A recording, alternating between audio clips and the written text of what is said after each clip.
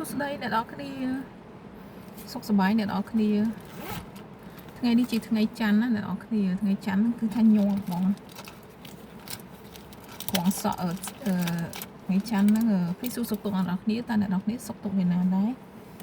ខ្ញុំសង្ឃឹមថាអ្នកនរគ្នាសុខកាយសប្បាយចិត្តតាមធម្មតាធម្មជាតិថ្ងៃនេះភ្លៀងខ្លាំងណាស់អ្នកនរគ្នាល្ងាទៀតហើយព្រោះមិញបញ្ញាប់ពេកខ្ញុំនេះអត់តាន់ទេខ្ញុំធ្វើសក់អត់តាន់លើសុំក្រងសក់ក្នុងឡានមុនចូលរៀនខ្ញុំនៅសល់ពេលមែន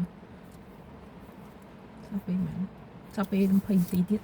ខ្ញុំចង់ធ្វើប្រធានបទមួយនិយាយអំពី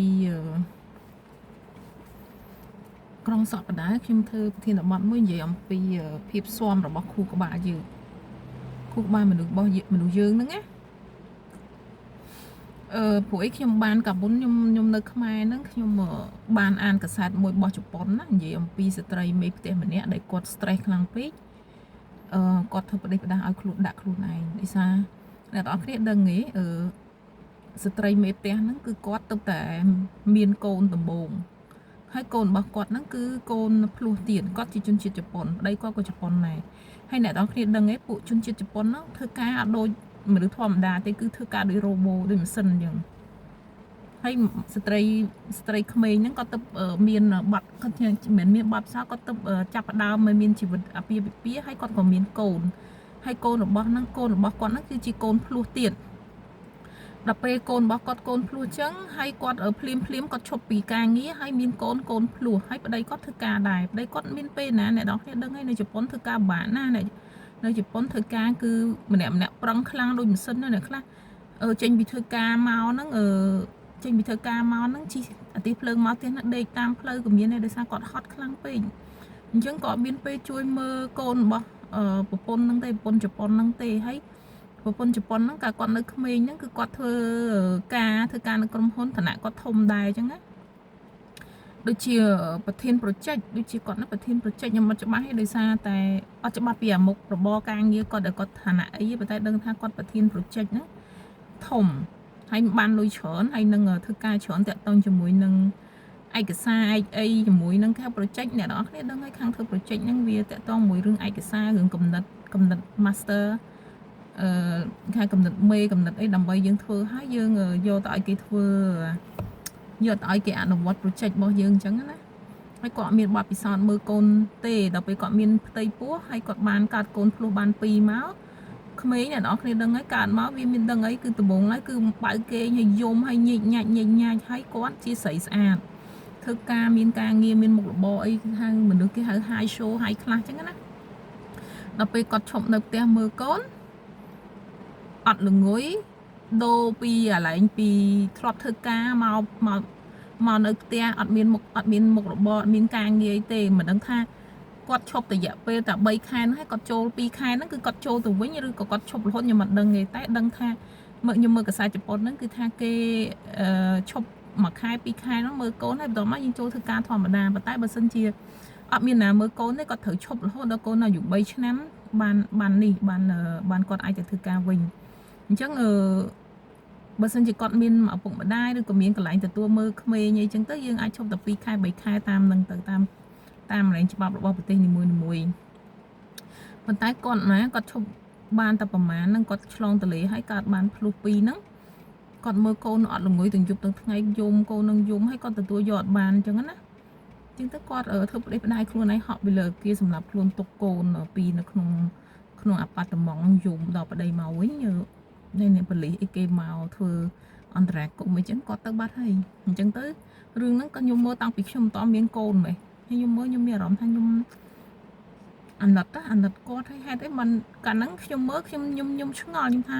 ហេតុអីបានជាគាត់ធ្វើអញ្ចឹងដាក់ខ្លួនឯងហេតុអីហើយគាត់អត់មានក្តីអាណិតក្តីស្រឡាញ់មេត្តាចំពោះកូនទេហើយបានជាគាត់ធ្វើអញ្ចឹងខ្ញុំអត់យល់ទេហើយខ្ញុំក៏អត់បន្ទោសគាត់ដែរដោយសារកាលហ្នឹងខ្ញុំអាសាមើលកសែតហើយខ្ញុំនៅក្មេងដែរខ្ញុំ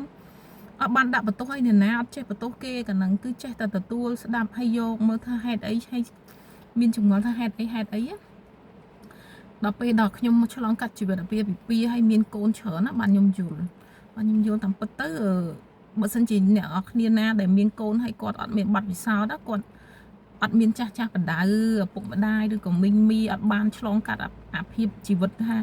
ដូចចង់និយាយថាដូចប្រូក្រាមដែលត្រូវបញ្ចូលក្នុងខួរក្បាលយើងក្នុងចិត្តរបស់យើងឲ្យខួរក្បាលយើងរៀនទទួលស្គាល់ទោះបីថាវាមិនបានស្គាល់ទាំង 100% ដូចយើងឆ្លងកាត់ក៏ដោយក៏វាបានស្គាល់ខ្លះវាអាចមានហ្វ្រាំងទប់តែពេលយើងអត់បានស្គាល់សោះហ្មងតែពេលដល់ថ្ងៃមួយគឺយើងទៅហើយយើងទៅធ្វើឲ្យផ្ដេសផ្ដាស់យើងគិតថាមានហេតុអីបានវាធ្លាក់លើខ្លួនយើងហេតុអីបានជាយើងធ្លាប់ធ្វើការមានមុខមានមាត់មានការងារហើយមកត្រូវអត់ល្ងុយមើលកូនមិនមែនថាយើងមិនស្រឡាញ់កូនហ្នឹងទេយើងស្រឡាញ់យើងចង់បានហ្នឹងហើយប៉ុន្តែដល់ពេលហត់ទៅ stress យូរទៅគាត់ទៅអញ្ចឹងទៅអញ្ចឹងអ្វីដែលខ្ញុំចង់និយាយហ្នឹងគឺខួរក្បាលរបស់មនុស្សយើងគឺវារៀន adaptation កាលណាយើងបញ្ចូល program វិជ្ជមានឲ្យយើងថាជីវិតវាអត់ស្រួលទេវាពិបាកឃើញទេគឺក្បាលយើងរៀនទទួលទេថាជីវិតវាមានអីវាស្រួលវាពិបាកយើងត្រូវទៅរៀនដើម្បីបារាំងថាcombator បានតែប្រឆាំង fight អង់គ្លេស fighting បានតែប្រឆាំងជាមួយជីវិតនឹងរកមធ្យោបាយដើម្បីរំដោះជីវិតទុកលំបាកយើងនឹងហើយបើក្នុងធម៌ពុទ្ធថាជីវិតគឺជាទុកជីវិតរបស់យើងគឺជាទុកកើតមកគឺជាទុកស្រេចទៅហើយយើងកុំចង់បានសុខវាអត់មានសុខទេយើងសុខលុះណាតែយើងស្គាល់ពីសេចក្តីទុកហ្នឹងទើបយើងអាចមានសេចក្តីសុខបន្តិចបន្តួចបានប៉ុន្តែបើយើងអត់ស្គាល់ទេគឺយើងទុកហើយទៅបានខ្ញុំគិតថាអូតាមពិតខួរក្បាលយើងអត់ព្រមបញ្ចូល program យើងអត់ដាក់ធម៌ពលវិជ្ជមានឲ្យវាច្រើនដល់ពេលដល់ថ្ងៃណាមានរឿងកើតឡើងគឺទៅចឹងហ្មងខ្ញុំនិយាយនេះខ្ញុំមិនជាមនុស្សអស់ចាយទេគ្រាន់ខ្ញុំបានឆ្លងកាត់បទពិសោធន៍ជីវិតតិចតួចហើយខ្ញុំចង់ចែករំលែកធ្វើជាវីដេអូនេះឡើងសម្រាប់កូនរបស់ខ្ញុំហើយខ្លួនរបស់ខ្ញុំដូចគ្នាកាលណាខ្ញុំបាននិយាយឲ្យថតទុកគឺខ្ញុំបានដកខាត់ទស្សនៈនៃការយល់ឃើញទស្សនៈនៃការឆ្លងកាត់របស់ខ្ញុំតែប៉ុណ្ណឹងខ្ញុំគ្មានចេតនាថាខ្លួនឯងអស់ចាអីបានធ្វើវីដេអូខ្លួនឯងមិនចេះខឹងមិនចេះរងទុកឯអូរងទុកឲ្យខឹងច្រើនណាស់គឺខ្ញុំដកខាត់ដូចឧទាហរណ៍ដូចសប្តាហ៍អាទិត្យនេះគឺខ្ញុំខឹងច្រើនដោយសារអីខ្ញុំមើលហត់ដល់កូនពីមុខពីក្រោយសួរនាំវាហត់ប៉ុន្តែខ្ញុំដឹងតន់ថាតែពិតវាអញ្ចឹងឯងតែតិចទៅថ្ងៃច័ន្ទkiaក៏ទៅរៀនយើងបានធូរស្បើយយើងមករៀនដែរយើងហត់ដែរហត់របៀបមករៀនបាក់ចិត្តដែរបាក់ចិត្តរឿងកិច្ចការរបស់សាលារៀនចេះមិនចេះអីចឹងបាក់ចិត្តឃើញសេចក្តីទុកវាមានបន្តគ្នារហូតវាគ្មានឲ្យយើងបានសុខទេលុះណាតែយើងដឹងថាវាដើរផ្លូវណាហើយយើងចឹងថាវាកាត់រលត់ក្នុងធម៌ព្រះថាកាត់រលត់បន្តិចទៅវាដូរទៅមួយទៀតហើយយើងតាមមកតន់ទេយើងខឹងពេញមួយថ្ងៃខឹងនឹងឈឺក៏មានដែរចឹងអ្វីដែលខ្ញុំចង់និយាយដែលជាបទពិសោធន៍នេះគឺស្ត្រីមេផ្ទះនៅតែផ្ទះមើលកូនហ្នឹងមិនមែនស្រួលទេតាមចិត្តខ្លួនឯងអត់តន់ហ្នឹងទៅជាការរោគផ្លូវចិត្តឬក៏ធ្វើផ្ដេសផ្ដាស់ដោយករណីស្រីជប៉ុនម្នាក់ហ្នឹងអញ្ចឹងគឺគាត់រៀនបានខ្ពស់អ្នកនរគ្នាគាត់រៀនបានខ្ពស់គាត់ចេះច្រើនណាទីបំផុតទៅគាត់ធំអត់បានណាគាត់ដឹងថាតាន់តិចទៅវាដូរទៀតហើយគាត់ធំបានគាត់ទៅព្រុសទៅអញ្ចឹងទៅហើយណាមួយខួរក្បាលយើងវាអត់ adaptation យើងអត់បង្រៀនវាឲ្យទទួលស្គាល់ហើយនៅក្នុងប្រទេសជប៉ុនហ្នឹងគឺសាសនាពុទ្ធច្រើនផងប៉ុន្តែអាចគាត់នៅក្មេងគាត់មិនទាន់ស្គាល់ដូចខ្ញុំធ្លាប់មើលរឿងហ្នឹងហើយខ្ញុំទស្សនៈខ្ញុំកាលខ្ញុំមើលនៅក្មេងណាអាយុខ្ទង់20ហ្នឹងផ្សេងដល់ឥឡូវខ្ញុំអាយុ44ហ្នឹងការយល់ឃើញរបស់ខ្ញុំគឺផ្សេងគឺគេថាក្មេងនៅមួយកូនក្មេងវាអត់ស្រួលទេវាពិបាកវាយំវាញ៉ៃញ៉ៃតែបន្តិចទៀតទៅវាដូរវាធំតិចទៅវាយល់ឬក៏វាទៅរៀនវាដូរហើយស្ថានភាពហ្នឹងវាដូរហើយតើតើយើងបង្រៀនខួរក្បាលយើងឲ្យមើលមិត្តភ័ក្តិវាមកបដាហើយយើងបង្រៀនខួរក្បាលយើងណាឲ្យចេះទទួលស្គាល់ហើយដូចខ្ញុំអញ្ចឹងអ្នកទាំងអស់គ្នាខ្ញុំមករៀនអញ្ចឹងណាព្រមទៅចេញពីផ្ទះរួយនោះហត់ឡើងទៅហុះពេលខ្ញុំដឹងពេលខ្លះខ្ញុំខឹងខ្ញុំហៅរឿងកូនមកប្រើទៅមិនកូនឯងយឺតមិនកូនឯងខ្វះនេះខ្វះនោះមកប្រាប់ហើយដល់ពេលខ្ញុំជិះឡានដឹកគាត់ទៅបានខ្ញុំយល់ថាវាអញ្ចឹងឯងមួយកូនក្មេងវាអត់ស្រួលទេវាពិបាកហើយទៅពេលមកដល់សាលាវាអត់តន់អស់កំសួរហត់គេសួរខ្ញុំមករៀននេះជិះអីឬក៏ដើរខ្ញុំថាជិះហើយជិះនេះក៏ហត់មកមិនអង្គុយខ្ញុំត្រូវអង្គុយសម្រាប់5 10នាទីសិនមកខ្ញុំឡើងចូលរៀនដោយសារខ្ញុំហត់តែហត់ហ្នឹងមកសួរខ្ញុំបាត់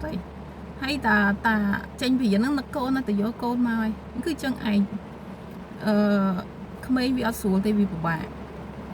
នៅមួយគ្នាយូរទៅខឹងបាត់គ្នាយូរទៅនឹកគ្នា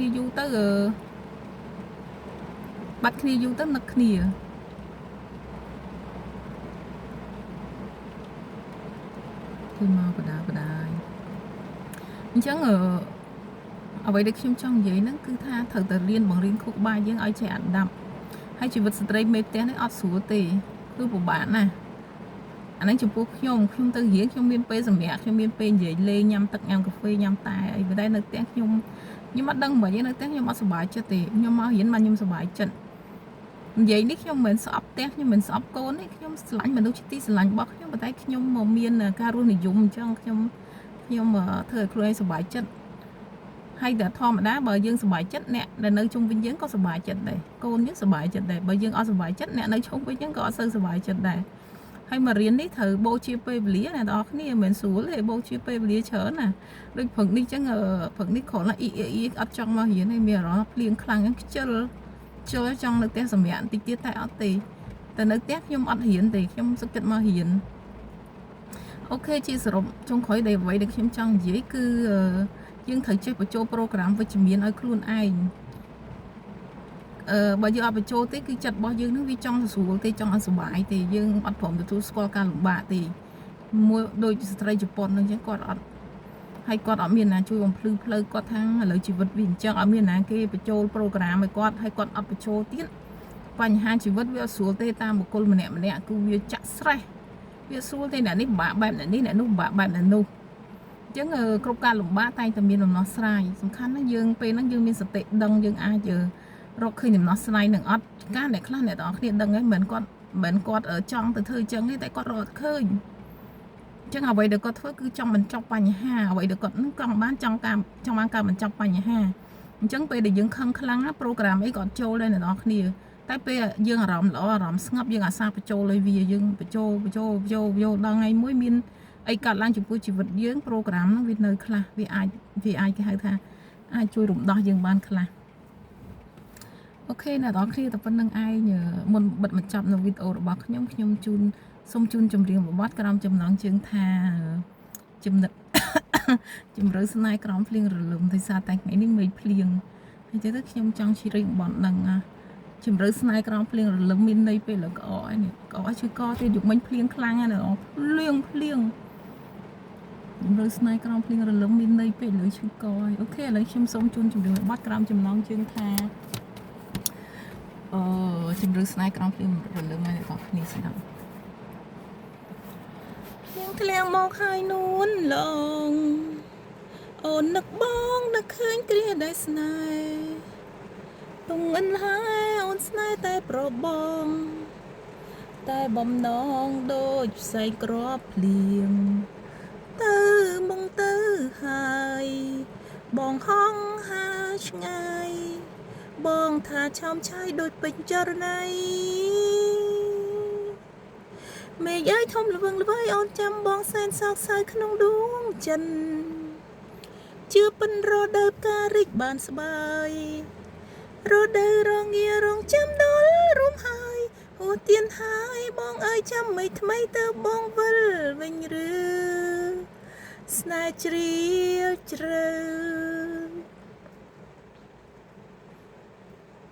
เลี้ยงทะเลหมอกหายนู้นลองโอนนักบ้องนักคืนเกลียดได้สนายตรงเงินหายโอนสนายตายโปรบองตายบ่มน้องโดยใส่กรอบเปลี่ยนเตอมองเตอหายบองห้องหาชไงบองถ้าชามชายโดยเป็นจรนัยmình ơi không là vâng với on chăm bong san sao sơi không đúng chân chưa bận rồi đợi cả rịch bàn sbai rồi đợi rồi nghe rong chăm đó đúng hai hồ tiên hai bong ơi chăm mấy tơ bong vơi vinh rư snai chri chre